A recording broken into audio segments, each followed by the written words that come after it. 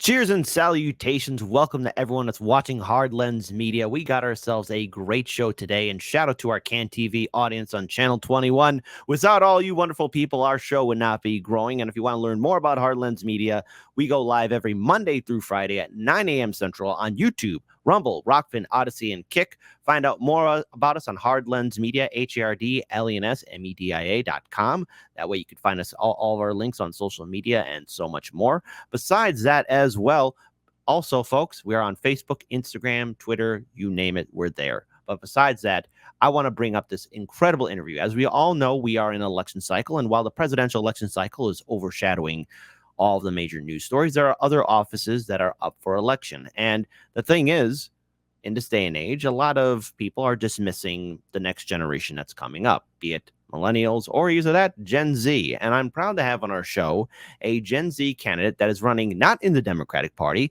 not in the Republican Party, but is actually running as an independent in the Green Party here in my home state, the great state of Illinois. And while it does have its problems, there's still hope that there is a next generation ready to fight for a better future. So everyone, please give it up for my guests. For my viewers and subscribers, thank you so much for joining us. You are running as a candidate in the Illinois Green Party, running for the 13th Illinois Congressional District.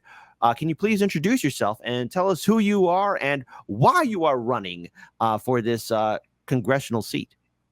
Hi, everyone. I'm a big fan, so thank you for having me on. My name is Chibu Asonye, and I am running for Congress, so federal Congress for Illinois District 13. That encompasses Urbana-Champaign down to Springfield, Decatur, Metro East down to parts of Belleville, and the capital, of course.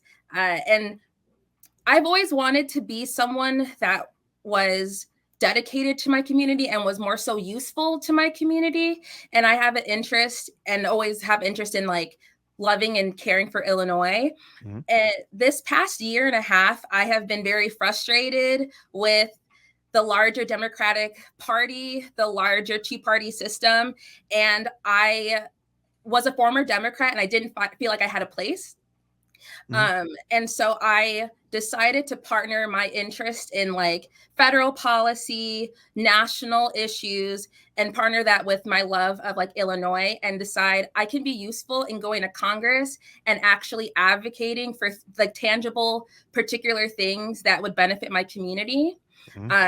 I live in several college campuses, and so student loan forgiveness is actually a really big issue since a majority of the folks who like live and work in my community are like middle income wage workers, but they have kids who went to college, and so they have those like PP plus federal loans.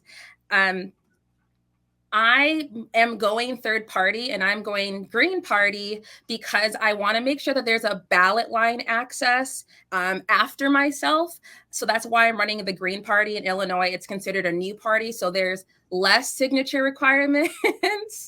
That's the first time I'm hearing about that. Wow. Okay. So continue on because I definitely have some follow-up questions. Yes. I started off very disillusioned with the Democratic Party in Illinois. As you are from Chicago. I'm from Chicago. I grew up in the city, going to public schools, going to public library, going to public like park districts.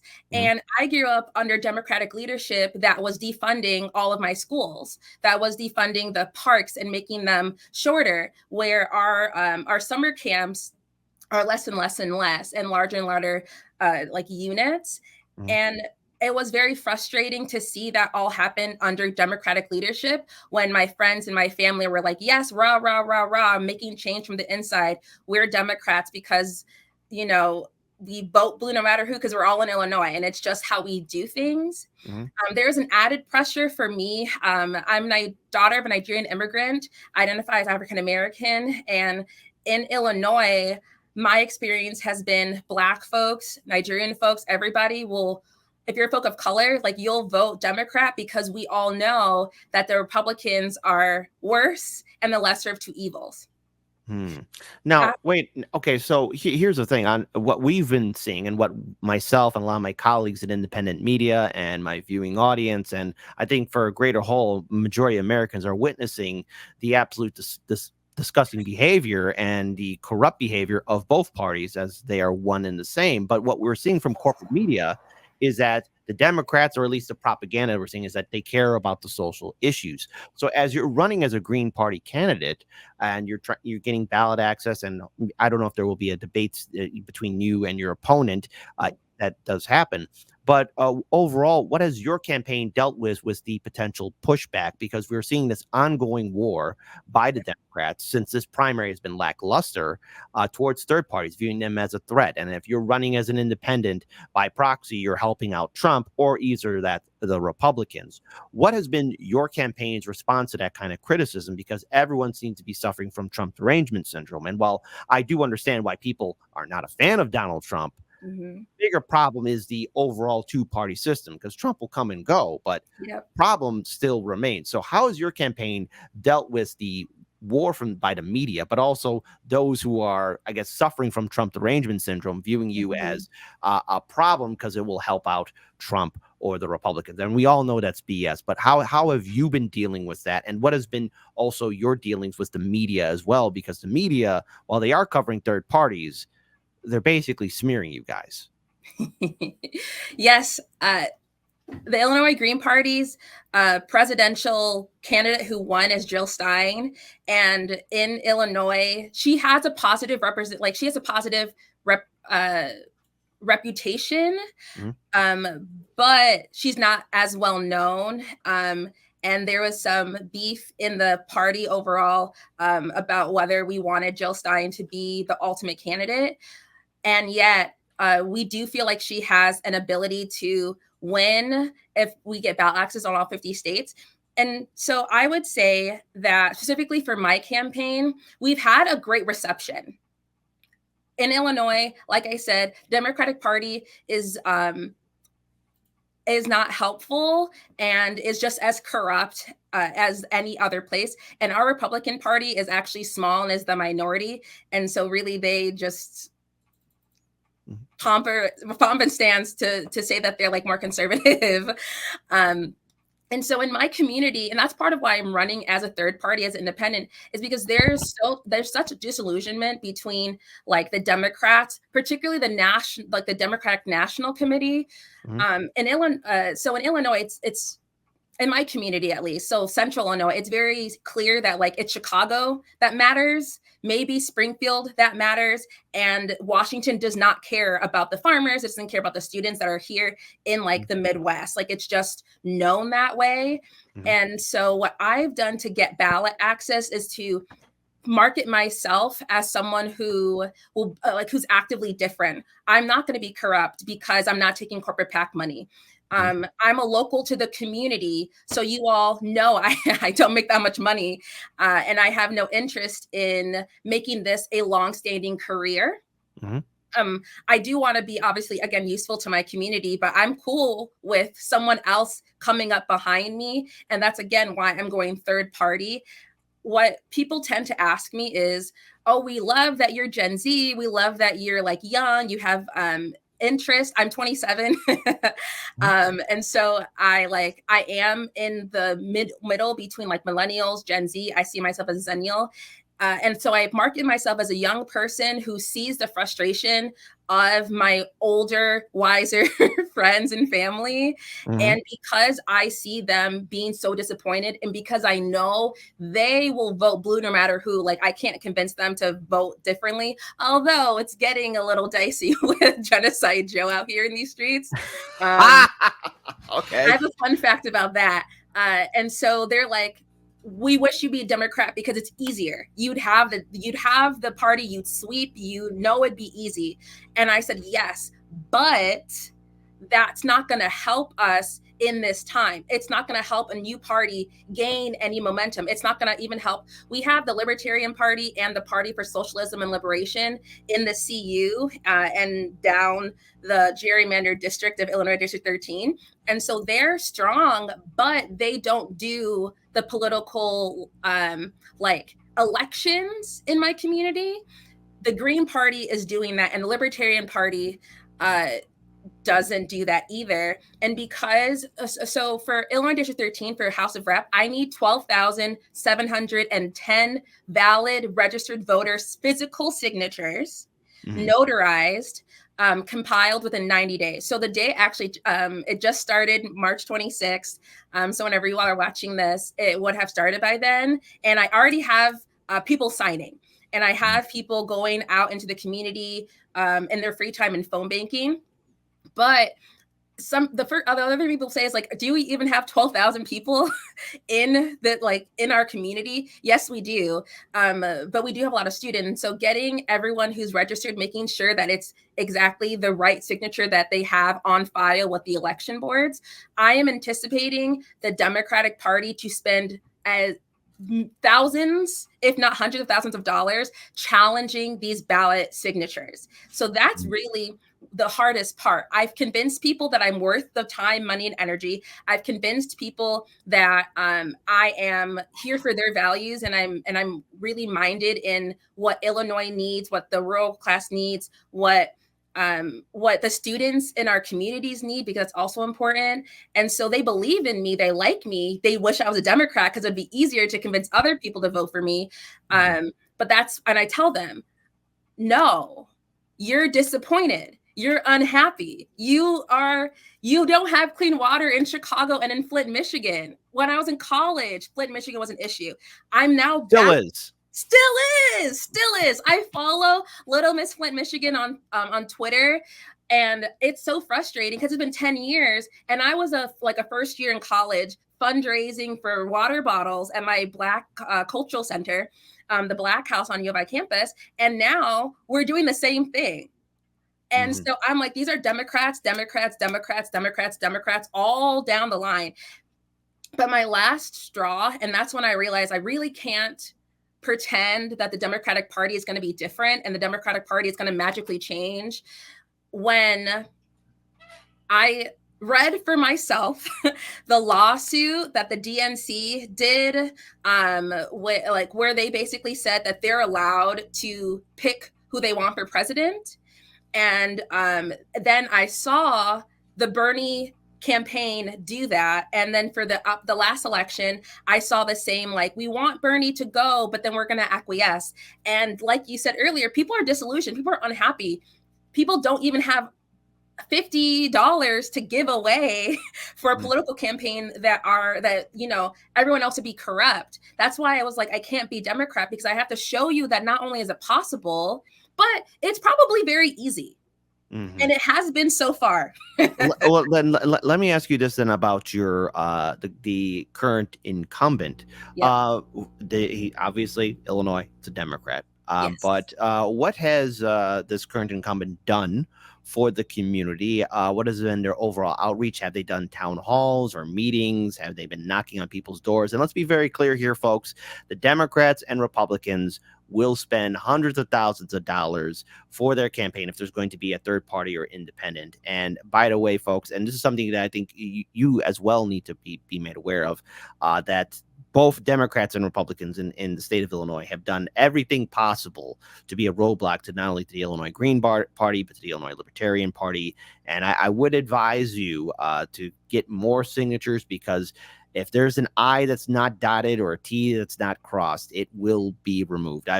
You're talking to a war veteran here who's covered so many third-party candidates running, and I've heard the same horror story from Greens, Libertarians, and Independents about that. So obviously you've been explaining about knocking on people's doors, getting ballot signatures, but who is the incumbent? What have they been doing? What has been their outreach to the community? And overall, what is the community's response to said incumbent? Yep. The incumbent is a Democrat, and her name is Nikki Bazinski. She's they call her a Springfield Democrat, but she isn't really from our district. And so I would actually say that, yeah, she's like from Carbondale. She went to U of I a long time ago, but she moved. She is a Governor Pritzker, Governor Biden pigment into Illinois and into our very safe district where she's a centrist. Yeah. So. Okay. All right. So in other words, she's a atypical corporate Democrat who is not even from the district, and is also apparently somebody who is just. Has she been speaking to the people? Has she hold any kind of events or rallies towards it? Because obviously politics 101, and knowing how pathetic, and I hate saying this about my state, but how pathetic the voter turnout was for this primary. If you compare it to what we saw in 2016 and by extent even 2020, hundreds of thousands of people turned out to vote, obviously because of the Bernie Sanders movement, of course. But in comparison, not only Illinois, but other states, it has been abysmal. So has she shown her face around the community? Because the Democrats, at least in my opinion, are going to need all the help they can get because no one's enthusiastic for them. There's a lack of enthusiasm for the Democrats. There is a huge lack of enthusiasm, and it's getting easier to convince more and more people that this is not the way to go, which I appreciate for me. So it's kind of helping me out, which I think is nice. So Representative Nikki Bazinski is a first one-term incumbent. So this is her first year. She's still new. She has hosted previously a sprinkle of town halls. Most of them have been over the phone, which I would say I appreciate since internet isn't always great in all of our rural communities. So I'll give her props on that one. At the same time, she has any event that she's done has always been private, not done to the public, only given like a 72-hour notice. So even her phone call, her town hall phone calls, you only get told a few days before. Which has been very frustrating. And so now since October, she has not set foot anywhere. She doesn't. They say that she comes to her office. They say that they have Friday meetings. That's what I hear. Comes to her office. What you hear. Okay. All right. Well, then you're painting a very clear picture, but it's atypical from the Democrats. And I do want to just bring up one other additional question, because especially in regards to the Democrats, and obviously your campaign has been dealing with a lot then. So this is a two-part question. And we are now in, to be clear, the primaries are over, and it's abundantly clear that you are running as a Green Party candidate, as an independent. Number one, is there going to be any kind of attempt for a debate with the incumbent? Would you be interested in setting that up, or has there been talks about kind of setting that up in the town hall in your community, so that the voters can see not only Democrat debating, but a Green Party candidate debating? And also, number two, since you are handing in these ballot signatures, will you be continuing to do more outreach to the community? Because I think in many ways one of the problems with third parties is that you guys are talked about by the media, but you're always dismissed or slandered right away. So can you elaborate on that?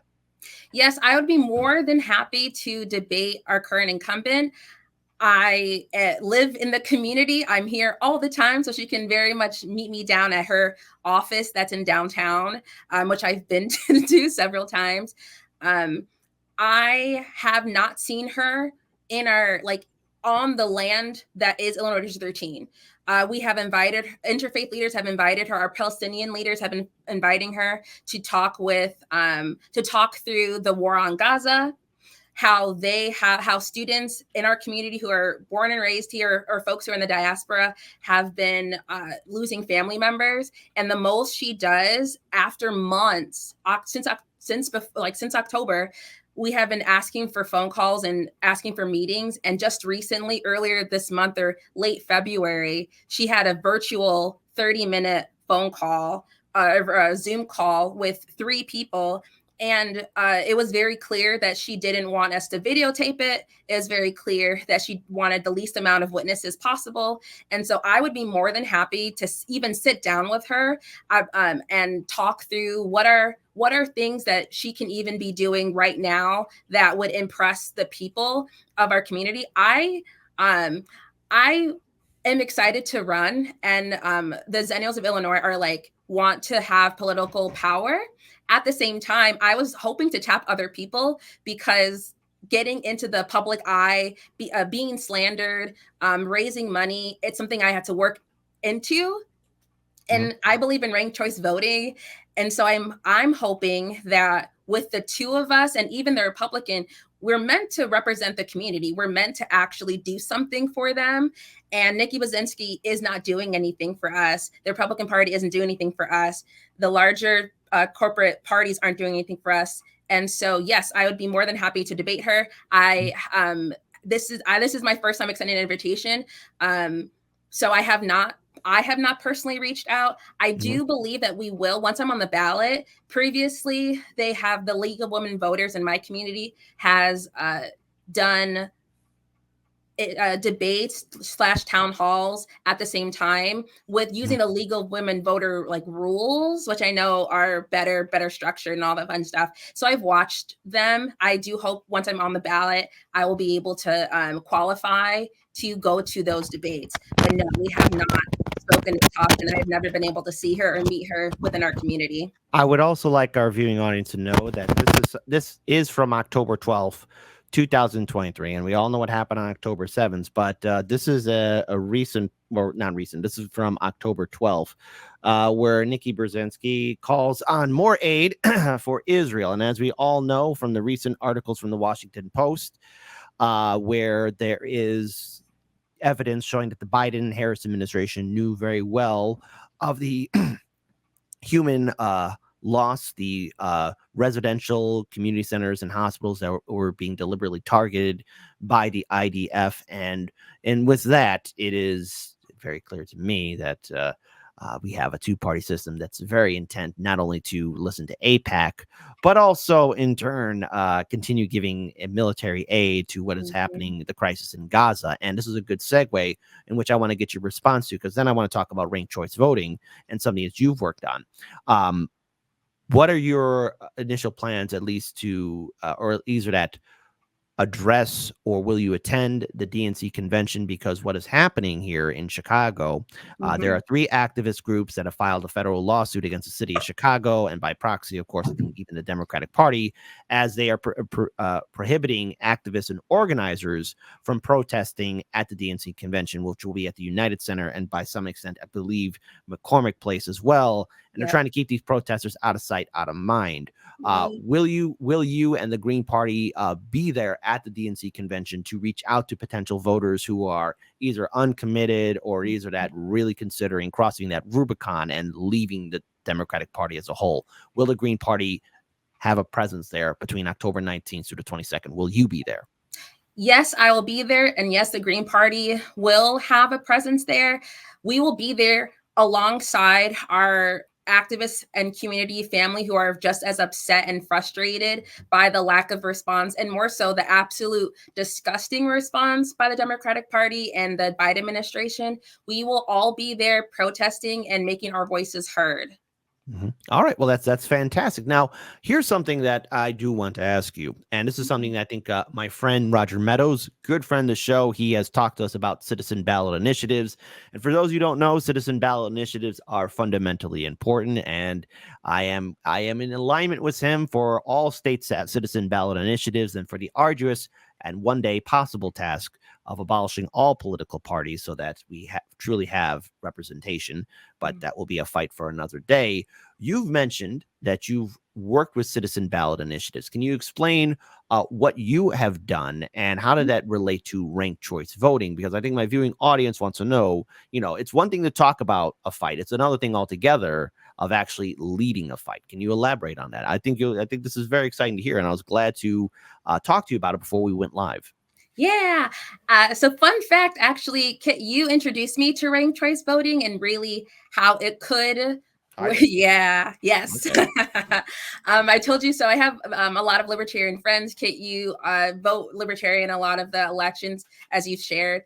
And so the Zennials of Illinois have weekly meetings where we talk about political parties, where we create strategies, think through building that political power. And people are able to suggest podcasts and radio shows. And so one of our members suggested your show. And so we watched on a Saturday. Yeah, it's always fun. As you should. As you should. And so we talked, you talked about ranked choice voting. Ranked choice voting, I'm sure your Nistlers will know, but for the Illinoisans who don't, ranked choice voting is the means to create a more democratic electoral ballot system rather than winner takes all in a general election. Within 5 people, you could be able to rank how many people, like who you actually want to vote for. So if you want to vote for an underdog, you can. If you want to vote for the second party, you can. And if you decide that you do not want to vote for anybody, you can still do that. And so that it opens up your ability to choose policy over party and choose policy over individual people. Those long shots can work because if 500 people put the first long shot and only 3 people put the incumbent, then that means that the long shot's gonna go. And so here's what I'd say for the ranked choice citizen ballot, which is also something that you shared. Part of why I like the Green Party is they're really big on like grassroots democracy, decentralization, and thinking forwardly. And so this past month, I was gaining signatures to get a township referendum of saying like we in the township of Cunningham and Champaign, so Urbana and Champaign, we want to see ranked choice voting in the future for this upcoming election. And so people can vote yes, saying that they want, and we affirm that we believe in ranked choice voting for our district and our community, or no, but people should vote yes. The other thing that is super awesome, and it's not a surprise anymore because it's public. The Party for Socialism and Liberation of the Champaign-Urbana community, they also petitioned and got signatures to get a basically let's get rid of military aid to Israel and within from the Urbana-Champaign community, because the university and the Urbana-Champaign community do have connections with different aspects of the military, different aspects of war, different aspects of even the Gaza, like the war on Gaza and Caterpillar and Monsanto and all that fun stuff. And so on April 9th, which is a Tuesday, the Urbana and Champaign city councils and township councils will be putting forth 2 or 3 ballot initiatives to see if we can, so let the voters in our district, in our community, registered voters who live and breathe and work here, say we actually do want to no longer provide military aid to a country that is possibly creating a genocide, but also, from my personal opinion, is committing a genocide on the Palestinians in Gaza. And ranked choice voting is another way for this ballot initiative. The other key thing about the ballot initiative for ranked choice voting is to get the name out there. The Illinois Assembly, House in the Capitol, is considering a task force to debate whether or not we should consider ranked choice voting. Okay, so a debate. Hey, should we have more democracy? Sounds lovely. Democracy, who needs it? And so every quarter and a half, they're going to be having different task force meetings. People want to ask questions. And this is another way for my community to say, yes, we do want this. We want to push it. And once I win, because we always got to think of it forward thinking, once I get on the ballot and then I have no question that I will win, I am determined to lower that ballot signature. I would like to do it across the country so that way it's consistent and easy and people can then just run. And if you want to be a political party, that's great. Do what you want. But I'm pushing for Illinois. There are amazing, and this is the other thing, how the Democratic National Committee does not give a flying hooser about Illinois or anything about the district.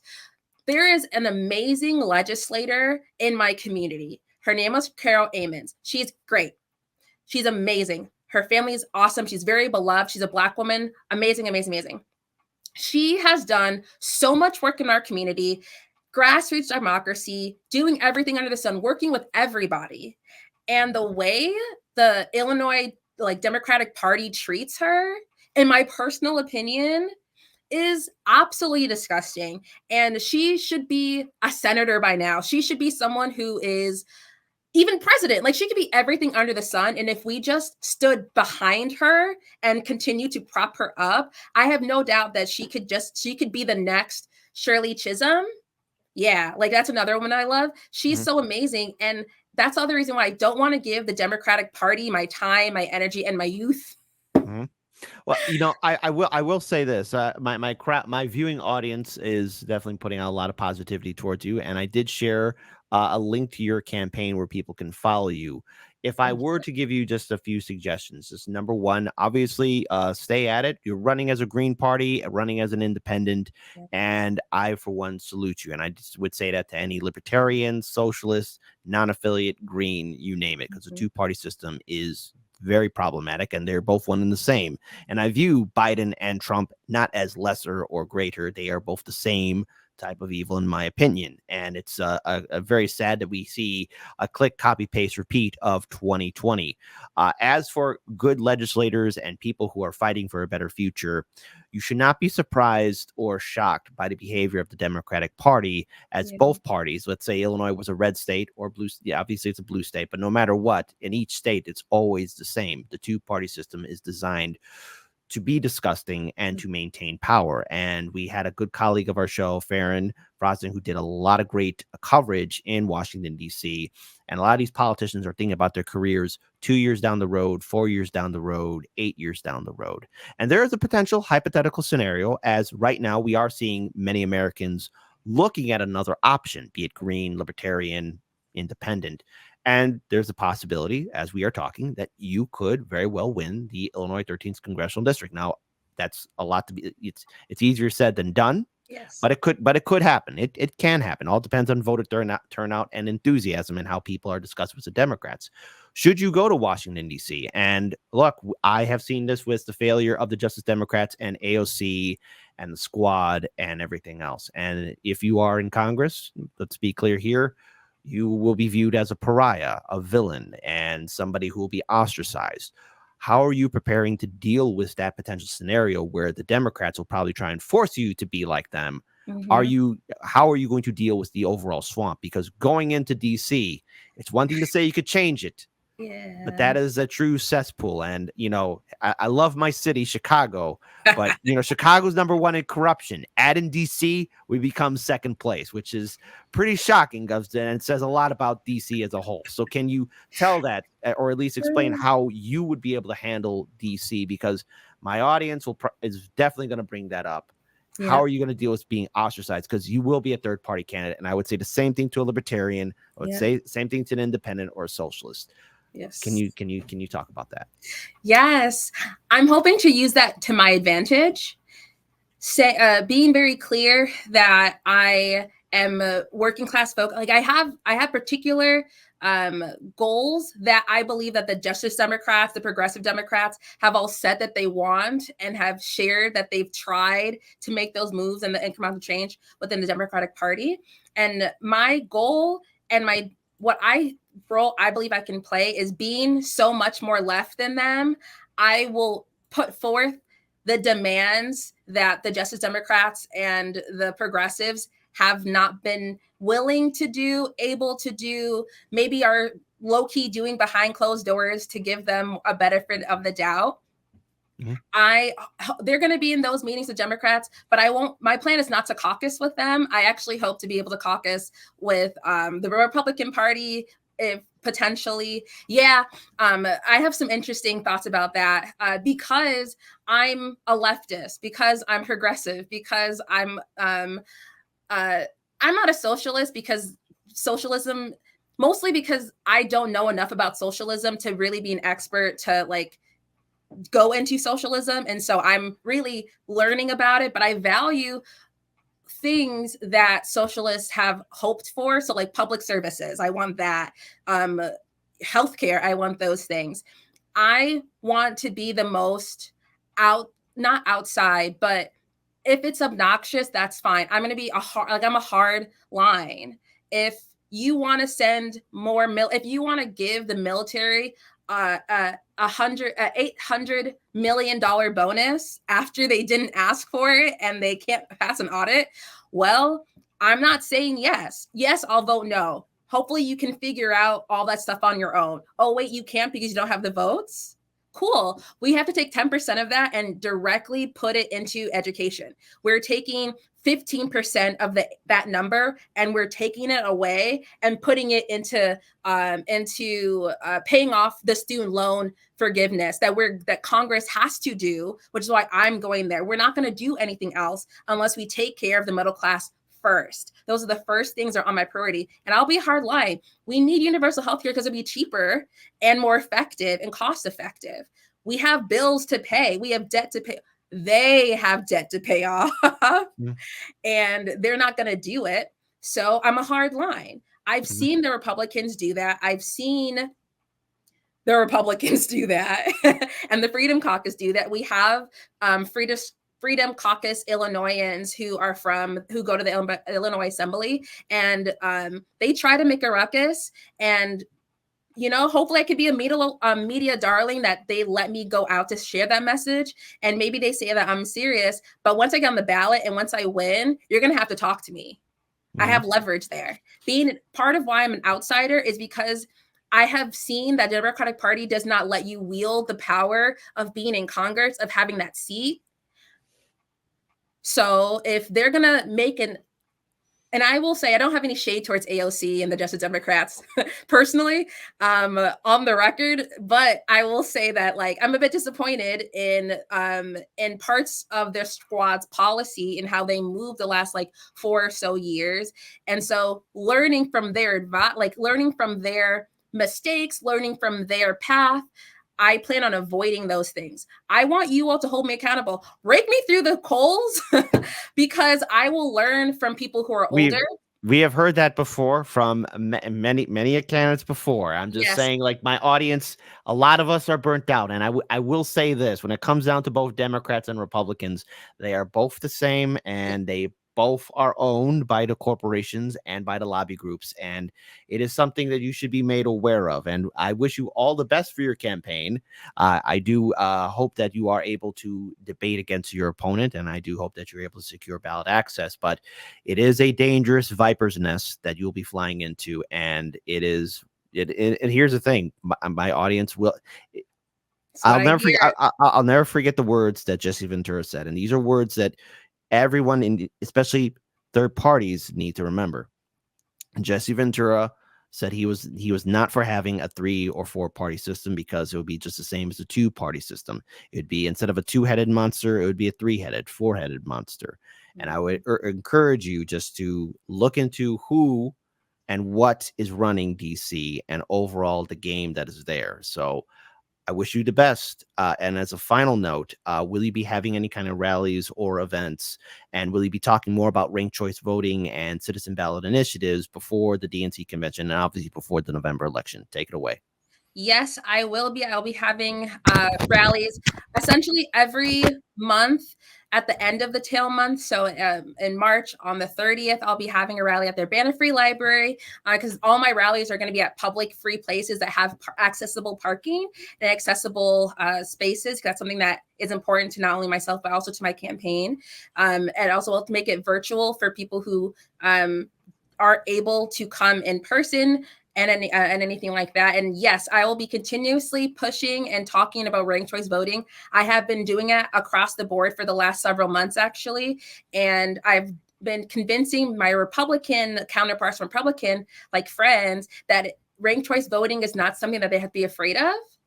Whereas, because they've heard about it, whereas my Democratic progressive friends have to be like, oh, what is that? And that's a thing. I'm like, yes. So I'll be continuously talking about it. April 9th, hopefully you all see this. April 9th will be the ballot the initiative for the township. And so save the date, come to your townships. All townships in Illinois, I guess they're supposed to do it on that Tuesday. And so even if you haven't been able to put forth a referendum, still go and hear what people have shared, because it will not only be on the ballot, but also, just for you all know, for ranked choice voting, and the township initiative in my community, it's general consensus. So who's in the room at that time, who's a voter, is able to say yes or no to continually having that referendum actually on the ballot. And so thinking about no longer sending military aid to Israel, if that's something that's important to you in the Brand Nation community, if having like better election reform through ranked choice voting, something that's important to you, then you need to save that date and come at 6 and at 7 to our city council meetings and our township meetings. So that way you can be a part of that grassroots democracy. I will never stop talking about it. And my goal in running, one of my goals in running, is to showcase what you can do if you have ranked choice voting. Mm-hmm. Now, I want to pull up this one last question here. It's from Roger Meadows, and if you've been watching Heartlands Media, and since you found us via online, Roger Meadows has been a huge advocate for worker co-ops, citizen ballot initiatives, and so much more. So he wrote this question here on Rockfin. This will be the final question.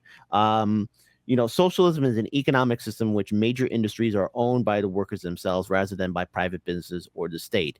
It is different from capitalism, where private actors like businesses, owners, and shareholders can own the means of production for themselves, aka a worker co-op community. And so the thing is, it's one thing I think you should brush up a little bit on to understand the differences, because obviously if you're a Green Party candidate, if you're on the left, you're going to get that word socialism or communism. You should kind of understand just a little bit about what that is and what worker co-ops are and why that is very productive. And it can actually lead to a greater input of people wanting to build up their communities more so. I just want to get your thoughts on that. Okay, I definitely know the definition of socialism, and how it can go into communism and capitalism and those economic differences and a way to create your economy. Yes, I hear that truth. What I will say is there are real there are hardcore, hardline socialists in my community. They are. They are. I get they do their very best to live life love as socialists.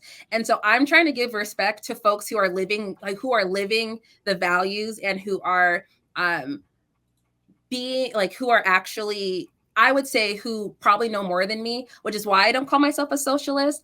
I will also say that, I'm all yes, I am learning. And part of what we do in Zennials of Illinois in our time and spaces is learn.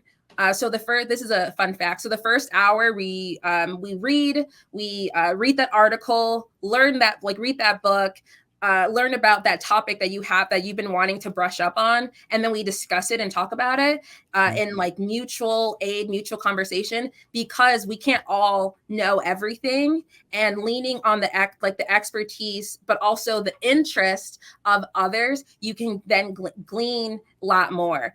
Okay. All right. Well, I definitely want to thank you so much for being on our show. All the best to your campaign. And to everyone else that's watching, obviously, we'll be posting the links in the description box below where people can follow her on social media and follow her campaign. And this election cycle is going to be ranking up us a little bit more, folks. So just keep your heads on a swivel. And remember, don't let anyone bully you to get your vote, and keep fighting for a better future. Thank you so much for joining us. We'll be continuing on with the rest of our main show. I'll see all of you people in just a few short seconds.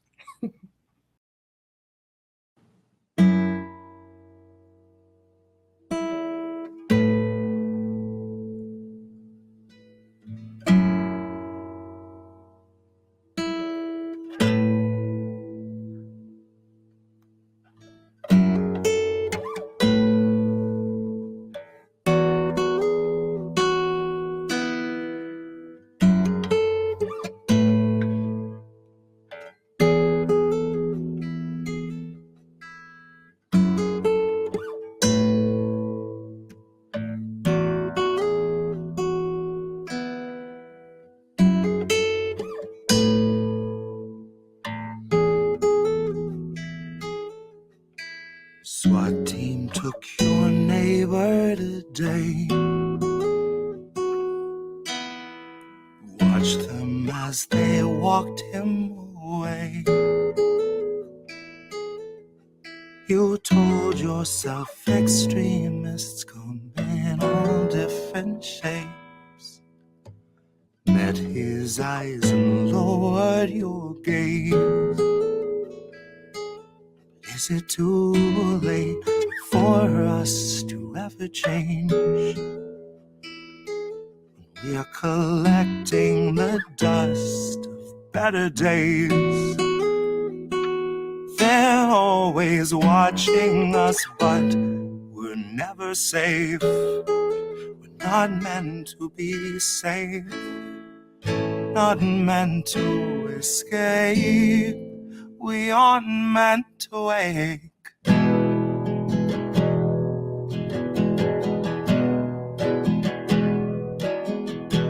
Sheriff stopped your daughter today.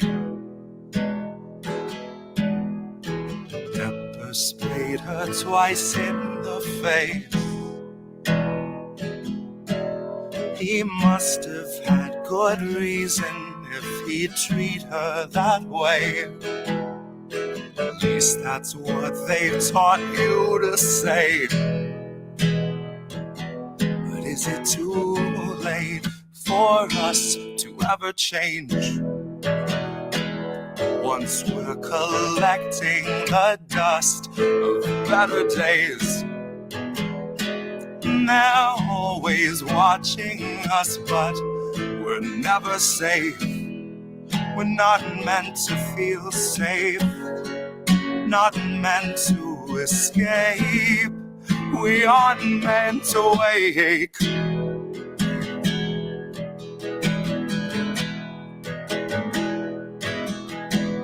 Feds arrived and had you detained. Said you'd made some posts they unchanged. Tased you till you felt like you'd forgotten your name, or life before they had you contained. Oh, life before they had you contained.